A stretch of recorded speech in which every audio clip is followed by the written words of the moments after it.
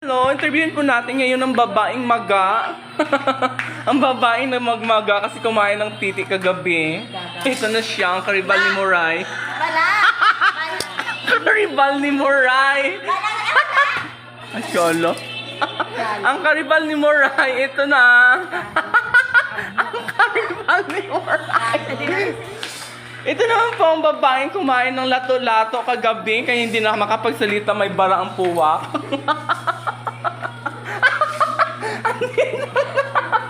Ayan siya, kumain ng lato-lato.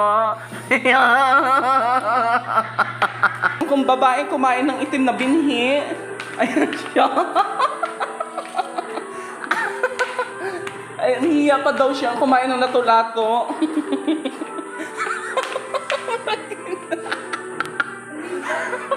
Ang babaeng kumain ng lato-lato, ayan.